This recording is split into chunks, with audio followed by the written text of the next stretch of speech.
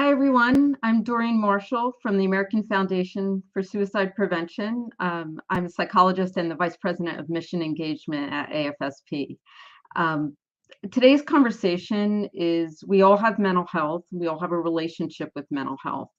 And how we talk about our mental health has a lot to do with what we've learned about how to talk about mental health in our lives. So, we get those messages from our families, from our friends, from media, about what mental health is and how we talk about it. And our relationship with mental health can be complicated. It doesn't have to be, but certainly talking about it can be challenging.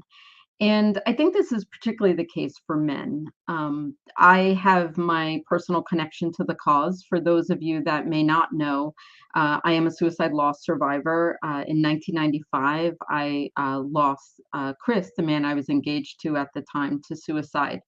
And I was in graduate school at the time, and it changed kind of my view about understanding mental health and suicide.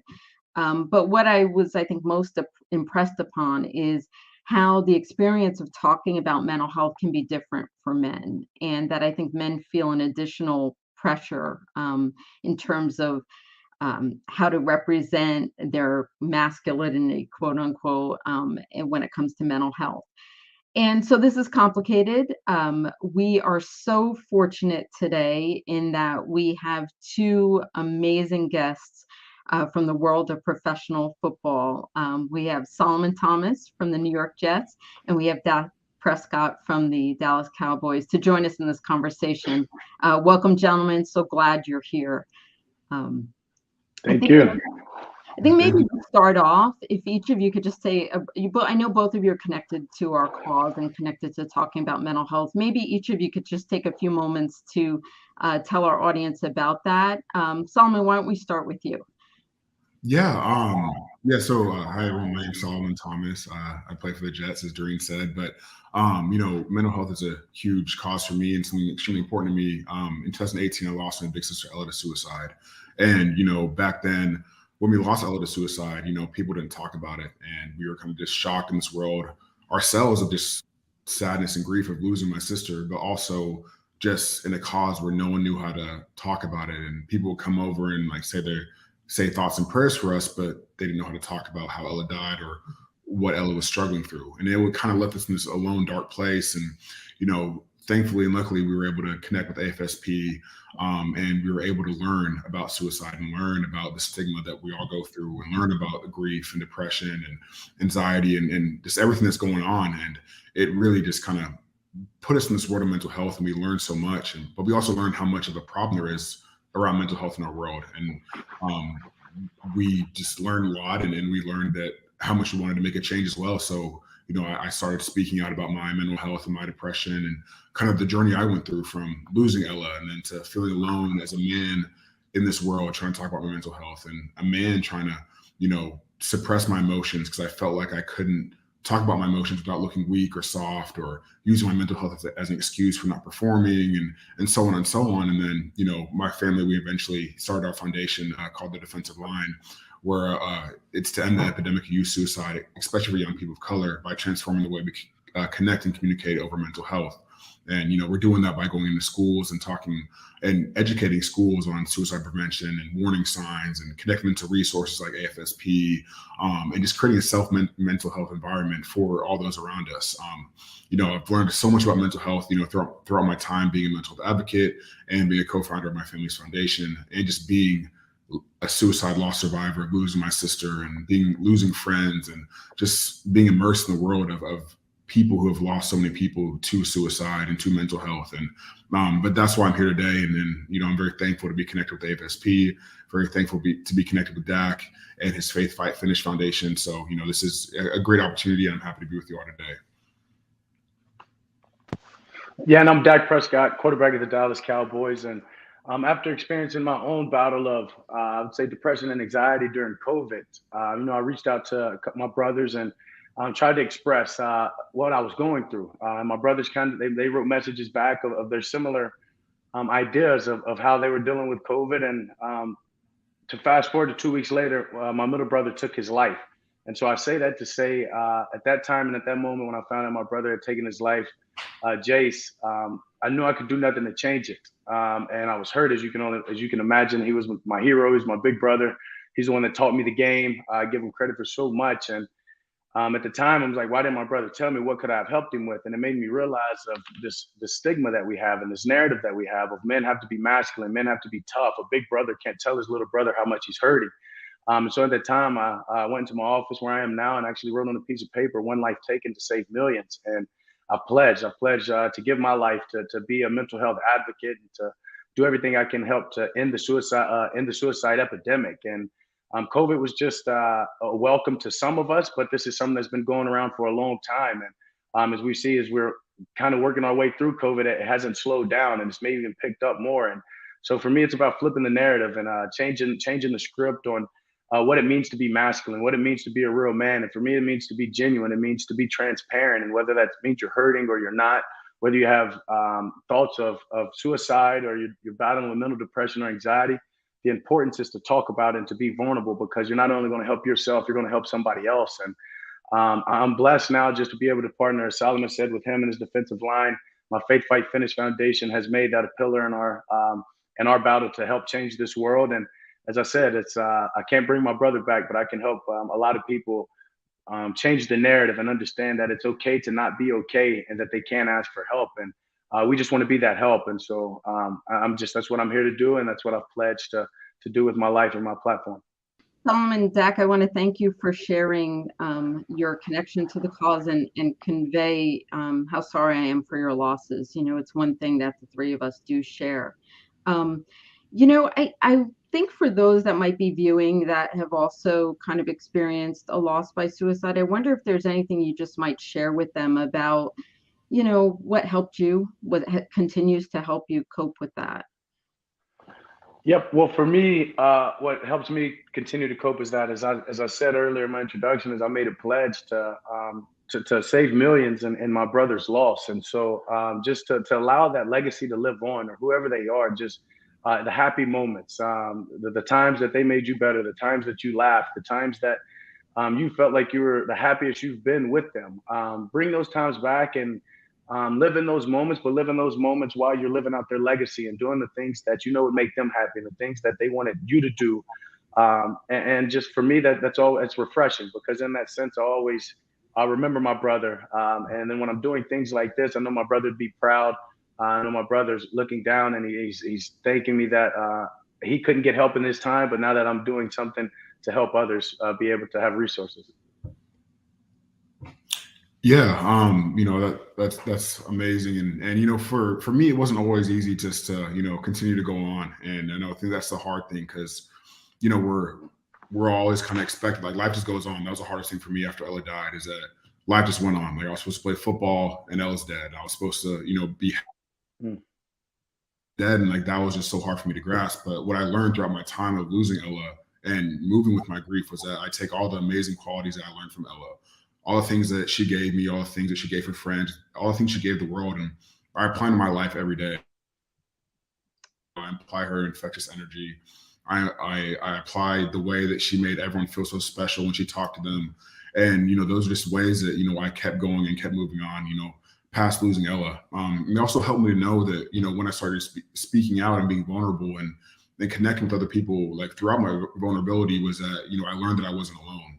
I learned that there were so many other people out there struggling, going through the same thing, and that they were still here fighting.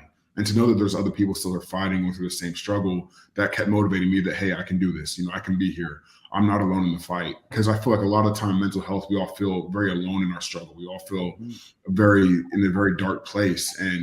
But when you speak and you're vulnerable and you understand that there are other people along there with you, and that you're not alone, there are other people struggling like you, I feel like it helps to take that next step and to helps to see that there's a little sliver of sunlight in the dark shadow that you're going through. So those are kind of ways that kind of help me to continue going on after losing Ella. It's so amazing what both of you are talking about, because, we want people to have open conversations about mental health. And, I think that, the three of us often probably find ourselves as the voice of those who couldn't talk about their mental health. You know, I'm wondering, both of you are on a public stage being in the NFL, and I think particularly for men, this is hard, right? I mean, I don't think, you know, women somehow we have more models of how to do this, how to have these conversations, but tell me a little bit about what that's like for the two of you, both being on a public stage, being professional football players, but also just as men. Like, men get such different messages about having these conversations. And for the men out there, like, how would you advise them? Like, this is hard.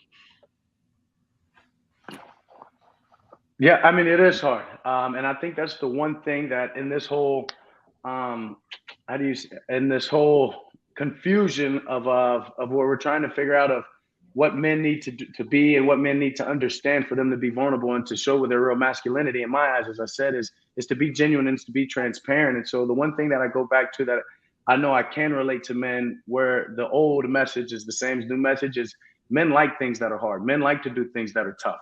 Well, in this case, that is talking out. That is being vulnerable. That is talking about the things that that you're scared, that you're scared to talk about. These are things that we said you think you're alone, but once you talk about them, you realize, hey, that thought wasn't crazy. Solomon, when I spoke to Solomon, he's had those same thoughts. She's had those same thoughts. He's had those same thoughts. That when you do that and you understand, and that's where you create education, and through education you create empathy. So you can't do that unless you're talking to each other, unless you're being transparent of what's really going on in your life and in your head. And as I said, for us, it's accept the challenge. It's accept the challenge, and let's change this narrative. To be a man and to be masculine, it's to be transparent, it's to be strong. And it doesn't matter if you're in a leadership position or what position you're in. I've been criticized in my time of coming out and speaking out on mental health and national TV. And I'll tell you what hurt me more than the words he said was what he was going to do to somebody else's lives. And so for me, it's the importance of, hey, that's not a man. That's somebody that's stuck in the back days. That's somebody that's stuck in old times, that's not ready to accept the challenge of being what a man is in today's world in 2022 with everything that we have going on. And what that is being transparent, because we're all here for one another. We're not grabbing these thoughts, and I don't think something no one else has ever thought. But I have to talk, and I have to be open to understand that others are thinking these same things. Others are experiencing these same depression, anxieties, whatever it may be. And so if we're not speaking on this, if we're not talking, we'll never know, and we'll always feel alone. So to me, to be a man is to accept that challenge and to open your mouth and to talk. Yeah, it's so important. Solly, what would you add? Yeah, no, I think Dak said it perfectly. I mean, you know, to be a man is to be genuine, to be transparent, to accept the challenge. You know, back in 2019, I was able to hear Obama speak, and he was talking about mental health and masculinity. And he said, you know, I'm changing the definition of to be a man, and to be a man is to be a good human being. And that stuck with me because, you know, you always think about masculine men, especially NFL men. You know, we have to be these barbaric, tough guys, you know, strong. Oh, you know, I'm fine. You know, we're taught, hey, you know, if something's tough, you know, rub dirt on it. You know, you'll be okay. And, you know, I learned that's not true. You know, that's how, as men, we suppress our emotions. That's how, when we're 40, we look back at our life and we realize how sad and depressed we are and how much we're really struggling, because time after time we've rubbed dirt on it. Time after time we've said, oh, I'm okay. You know, I'm a man, you know. But like Dak said, you know, it's a challenge that we need to go through. Like, and that is being vulnerable. That is speaking out and being tough. When I went through my darkest, deepest times, like, it was so easy for me to go on and be like, people ask how I'm doing. They know I was struggling. I'd be like, hey, I'm okay. I'm fine. And that was easy. But when I started going to therapy, when I started speaking out and telling people how much I was really struggling, how dark of a place I really was, that was the hardest thing for me to do. But that also opened up doors for me and other people that I never thought they ever would open up. I never really wanted to speak out. I never really thought I would be here talking about my emotions, my grief, what I went through, my sister's story. But when I saw how so many people related to it, when I saw how it helped me as well, being able to talk about it, helped me be myself and connect with myself and my emotions, and honor my emotions, I saw that was a real strength. You know, vulnerability is a real strength. Being able to be transparent, like Dak said, is a real strength. And that's what we need to teach our young men and men right now who are all struggling. We need to teach them that, hey, therapy is not, you know, something for anyone who's going through a crazy time, or anyone who like we label people who go to therapy, we label them as crazy sometimes still. And no, therapy is strength. Therapy is regulating your emotions. Therapy is learning how to handle your emotions. like journaling. Like I journal a lot. That's a way to handle your emotions. It's a way to get thoughts out of your head. Meditating, it's not anything crazy. It's a good thing. And we need to teach men that these things are okay. And I think it all starts like with people like Dak and myself to be the example for these young men. Like we're out here putting all our emotions, all our deepest, darkest secrets on the line, and just showing them, hey, like we can do this and we can still be men and we can still be masculine men while being sensitive. We can tell our other friends, hey, we love them and still be a man and be sensitive. And, we can go to therapy and still be a man. We can cry and still be a man. Like these are things the lessons we teach our young men. And it all starts by example. It all starts by having a conversation. It starts by destigmatizing the old stigma and just doing what we're doing right now. It's so important what both you're saying. And, as a therapist who's worked with men in therapy, what I can say from my perspective is that when men are being vulnerable, when they're kind of sharing those struggles, it's more authentic, it's more real. It allows people to connect with you. And, what I would tell folks I worked with, it's like, well, you can live a life that's an image, or you can live a life that's real, where you have real connections, where people see who you really are. Because like you said, Dak, no one has a unique struggle. We all have our own struggles, and someone else out there is struggling with the same thing. And the more we can just kind of talk openly about that and our mental health, the more we allow people to connect with us in a real way. What both of you are saying is so important, in that, like, speaking publicly, I was just saying to someone this morning, like, I've never been more hopeful that folks like the two of you and other public figures are having these real conversations, or like getting out there and saying, like, hey, I struggle too. I've been through things too, and it's okay to get help. It's okay to learn skills to get ahead of what's coming, right? Both of you live pretty stressful lives as professional ball players, and like to get tools to even manage what's coming, right? Not only what you've had to deal with in the past, but also other stressors and things you may face. So what advice do you have for men out there that are maybe not sure if they should take the step, seek out therapy, or have this kind of authentic conversation? What would you say to them? Sully, why don't you start? Yeah. To the men who are out there, like on the fence about therapy, on the fence about, talking about the mental health or opening up. I mean, I would just encourage them to really, take that vulnerable chance. It's a courageous step. It's a hard step. I'm not going to say it's easy. Going to therapy isn't easy. Sometimes it's hard to find a therapist. It takes going through 2 to 3 therapists to find, the right one. But I would encourage them to do that, because therapy can truly change your life. We're not in school and, in sports and everything that we're kind of regulated to go through in life. We're not taught how to handle our emotions. We're not taught how to honor them. We're not given the vocabulary to even talk about them or express them. So when you go to therapy, you learn how to explain your emotions. You learn how to regulate them. You learn how to cope with them, and you learn how to just get everything that out of your head out there and to conversate with someone. It's like having a life coach, and it's truly so life-changing, so helpful for me. Like right now, I go through therapy weekly, and it's something that I just do to maintain my emotions. I'm not going through the hardest time in my life right now. I'm not struggling so deeply right now, but it's just something like for maintenance that you should be able to do. And that's what another misconception about therapy that I feel like people think about too sometimes. Like, therapy isn't like a reactionary cause. It should be preventative. You should do therapy. You should do mental health, like exercises, before bad things happen. Mental health, it should be taught, kind of an injury. We do, Dak and I, before practice, we'll do warm-ups. We'll do certain exercises to make sure that we go out there and we throw a ball, or I get off the ball, that my shoulder doesn't hurt, or I don't hurt my core or my legs. It's the same kind of work. You want to make sure you do all this stuff beforehand, preventative work. So that's kind of how I like to phrase it and talk to people about, because life is hard. I feel like we live in this social media driven world where it's all good, great. I'm living my best life. And, that's not life. We go through all these ups and downs. Life is hard. Life is about adversity. It's about, feeling the ups and downs. And, to get through them, you have to be able to honor your sadness. You have to be able to honor your anger. You have to honor your happiness. And, I like to say, when I went through my hardest times, I learned how to be happy because I learned how to be sad. I learned how to be okay with being sad. I learned how to have a sad day and an angry day, but also call it a good day at the end of the day. And that's important, because each day, you might be sad, you might be angry, you might be happy, you might feel awkward, but you still should be able to call that a good day, because it's just riding the wave through our emotions.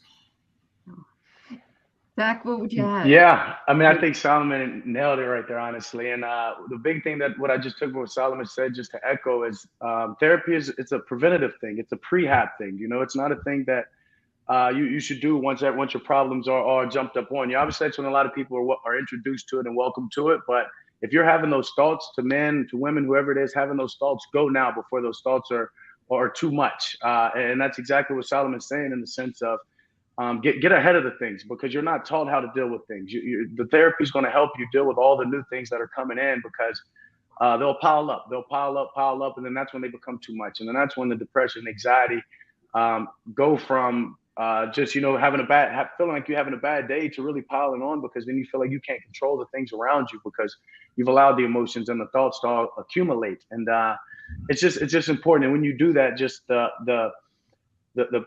the happiness you get, as Solomon said, to be able to laugh, cry, and smile in one day, that's a successful day, right? That's what everyone should want to do. And so I'm a fan of crying. If my tears come, I cry, because I know at the back end of that, the happiness I get, that gratification I get from going through that emotion, and maybe even getting over that emotion, to understanding why I went through that. And that's what therapy allows people to do, is to understand what they're going through, to be able to express it. And when you're having those thoughts or wondering if you're going to therapy, the reason you don't want to go is because you're not sure of how to express yourself. Well, that's what therapy is for, is go into there and just try to find you a good therapist. Talk to a family member to get you one.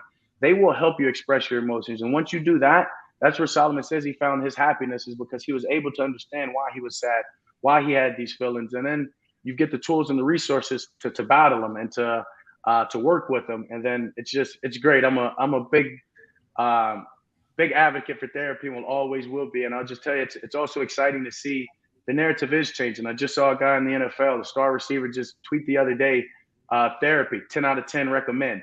And so just to see that and where that came from, that's just in his own life. But he obviously has been going through something, went and got the help, and realized how gratifying that was for him, that I've got to share, because I know others in this world are doing the same and wondering about it. And therapy is the place to go.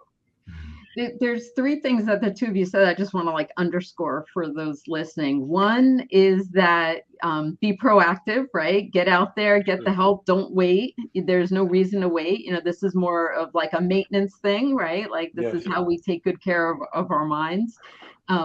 The other thing is how important it is to allow yourself to feel the whole spectrum, right? I would tell people, when we cut off feeling bad, we also cut off feeling good. And the goal is not to only feel one thing, it's to feel the range, right? So some of that is working through the hard stuff. And, the third thing is that therapy can be hard, but that doesn't mean it's not worth it, right? And that, part of the hard stuff is allowing yourself to live a better life outside of the therapy room, right? And this is why we do what we do, right? This is why we encourage people to get the help, to do it as maintenance, like, take care of our minds and bodies the way we take care of our vehicles, right? Regular scheduled maintenance, but also to not be afraid to tackle the hard stuff, because that allows us to live more fully and to enjoy the good things in life too. And that's what both of you are highlighting. So grateful for this depth of conversation and just both of you being so open about it. So another thing I just want to put out there, like if you were to do some things to help change the conversation about mental health, like what needs to change? You both said like this is happening in a way that I've never seen before. Like people are speaking out, they're open, influencers are saying, big things about mental health. What else do you think we need to change? What do we need to do? Sally, you want to start? No, I think, the change I've seen recently has been great, especially in the NFL, like Dak said. Last year I had a lot of teammates reach out to me and ask me, how do I get help? How do I get into help? How do I get into therapy? That kind of stuff. And I thought that was a huge change, because when I first started speaking out about after my sister died in 2018, I'll get some reaction to the locker room. Like a lot of my close friends would come up to me, ask how I'm doing and stuff like that. But it still was that the same year I had a teammate say we couldn't sit at the same table as a team therapist because, people would think we're crazy. But I've seen the change over the few years and how much better that's gotten with athletes speaking out, especially, athletes with the caliber of Dak, Michael Phelps, Kevin Love, DeMar DeRozan, Liz Cambage. Like so many athletes have been speaking out and making the change. I think that's what's helped so much. And I think that just needs to continue. I think that just to continue like having the conversation, continue to educate people on mental health, to let people know that mental health, like no matter what it is, it's not a feeling. It's not just something that it's just an emotion. Like it's truly a chemical imbalance in the brain where you're not getting the right serotonin, or your brain can't block the cortisol coming in, which limits you to be happy. Like people understanding the science of mental health, people understanding, the real depths of it, because it's way more than just describing anxiety or depression. There's so much more to mental health than that. But I think, to continue to change, I think it's huge to, continue just to have the conversation, but also, things like AFSP doing and Faith Fight Finish and the defensive line, where we're advocating for the 988 change and like educating people on that, which is happening on Saturday, which is huge. Just things like that. But, I'm sure there's a lot more to help the change. But yeah, that's just what I thought of really quick. Yeah, and same. I mean, just the more conversations we can have, the more we can grow. And that's what it's about. It's about growing. It's about growing and helping one another. I believe we're all put on this earth for one another, to be the best neighbor that you can be. And if we're not sharing what we have going in our head, we're cheating our neighbors. We're cheating them for maybe thoughts that they haven't had yet, or experiences or things that they haven't went through yet that maybe I have. So the more that we can continue to do that, as I said earlier, you'll continue to educate and we'll continue to have empathy. And then second to that, mental health is the beginning of all health. If your mental health isn't there, I don't care how good of a football player you want to be, how precise of a doctor you want to be, or if you want to be the best police officer out there patrolling your communities. You can't do that unless your mental health is where you need to be and you understand your thoughts, you understand your emotions, you understand the feelings that you have, because then from there, you can go be the best physical you can be. Usually your health, your normal health goes off of that as well. So for me, just mental health is just the centerpiece of everything. It's the centerpiece of life, whether it's helping others or whether it's making sure that your own body and your temple is good. So we just have to continue to share, educate, and talk to help one another. You raised such an important point about like this being part of like mental health impacts how we do everything, right? For sure. And so both of you are competitive athletes, right? Taking care of your mental health makes you better at that, right? And so whatever the thing is that people are striving to do in their lives, taking care of your mental health is an essential part of that, because that's what helps us be the best we can be at whatever we're doing. I mean, this is so important. And Solomon, because you brought up 988, I know both of you represent organizations who have worked along with AFSP and others to make 988 a reality. Just wondered if either of you want to share any thoughts about, these are crisis lines. These are lines for folks who are reaching out for help. Any thoughts you want to share on 988, or just kind of that process of reaching out, in a moment of crisis when, you want to call somebody and you end up dialing 988 or a resource number. Dak, Solly, either one of you want to? Yeah, I'll go. I'm blessed, honestly. I'm blessed. I'm honored just to be a part of, obviously, the Defensive Line, the Faith Fight Finish Foundation, AFSP, and pushing the 988 helpline, and just knowing how many lives this is going to save. My brother took his life in the middle of the night, 2:00 in the morning, as you say, and if he could have dialed that number, my brother may still be here right now. And so not only that, one of my first interactions and understanding of we need a number like this, we need a helpline, is one of the first kids that I met at a kids camp I had back in 2017, back in my hometown. This kid named Zane lost his mother to domestic violence, in the sense, in a hotel.